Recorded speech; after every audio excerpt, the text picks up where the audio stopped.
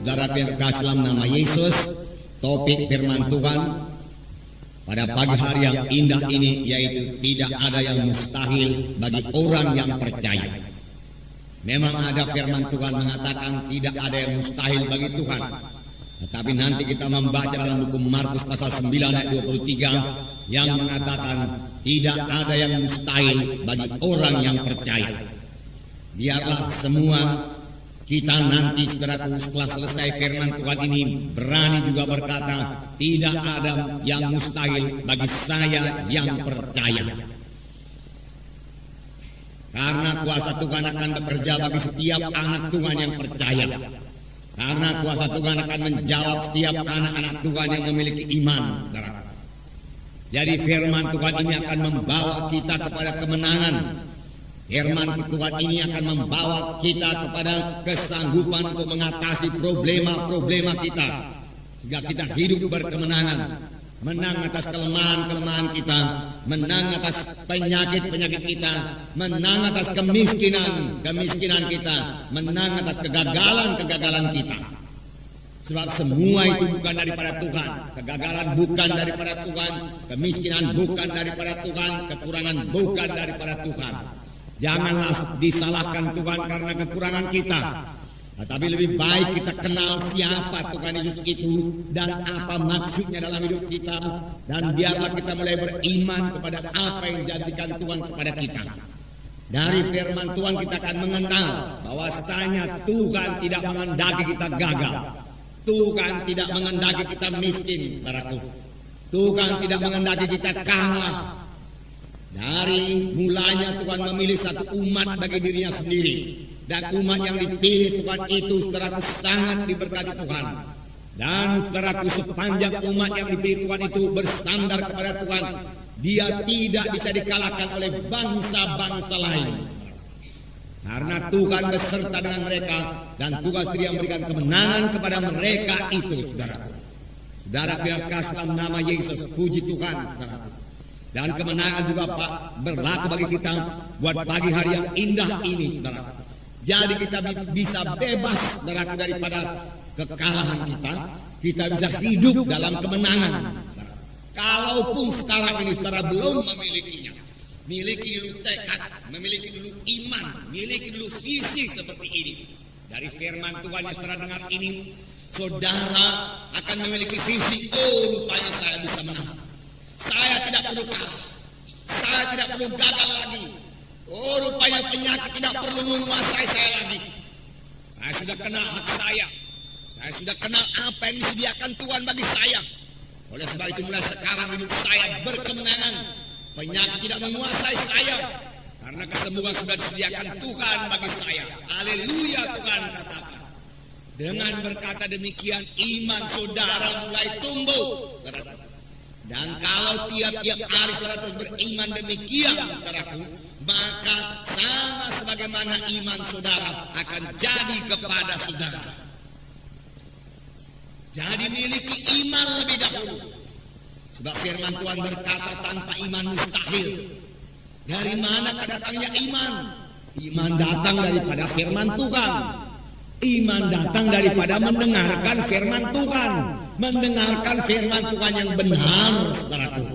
Mendengarkan firman Tuhan yang memberikan pengertian yang benar kepada Tuhan, kepada saudara dari hamba Tuhan yang benar, saudara.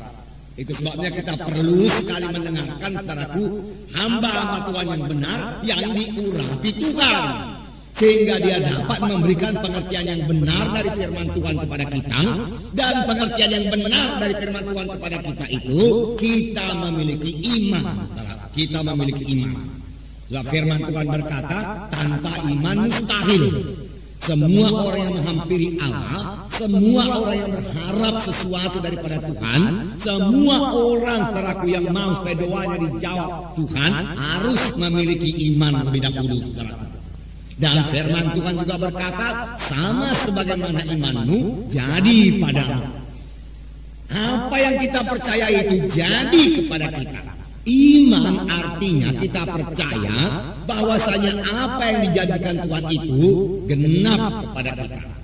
Sudah genap kepada kita. Adalah milik kita. Mengapa? Saudaraku, apakah dasarnya? Saudaraku, bukan perasaan kita, bukan penglihatan kita. Dasarnya semata-mata hanyalah firman Tuhan, hanyalah janji Tuhan. Tuhan sudah menjanjikannya dan kita tahu janji itu bagi kita, saudaraku. Lalu kita berkata, terima kasih Tuhan. Janji itu bagi saya, Tuhan. Saya terima sekarang, Tuhan. Oleh sebab itu sekarang saya sudah sembuh, Tuhan. Oleh sebab itu sekarang saya sudah keberkatan, Tuhan.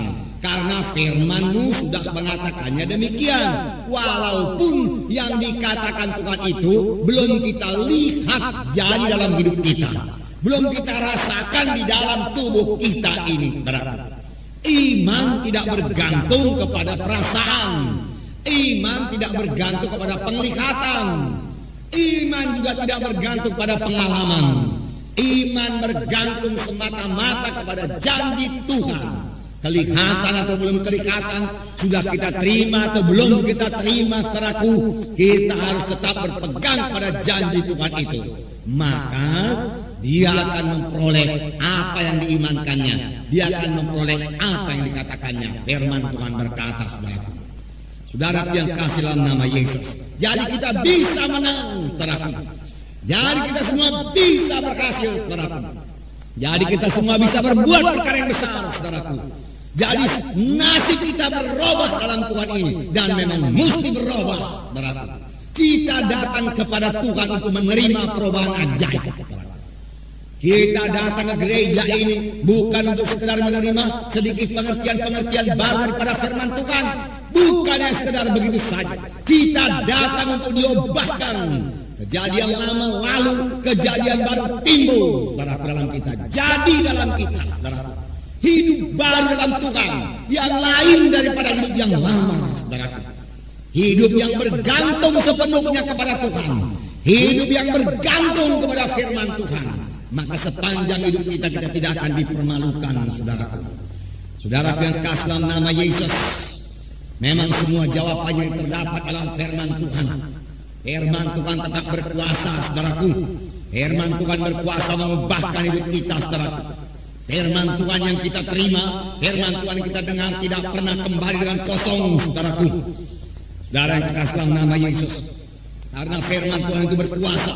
Dalam Ibrani pasal 11 ayat 3 dikatakan bahwa alam semesta ini dijadikan oleh firman Tuhan. Demikianlah berkuasanya firman Tuhan itu.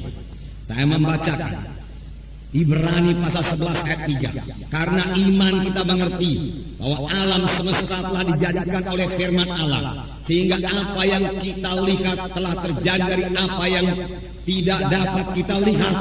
Dengan iman kita mengerti bahwa alam semesta ini, dunia ini telah dijadikan oleh firman Allah, sehingga apa yang kita lihat telah terjadi dari apa yang tidak dapat kita lihat.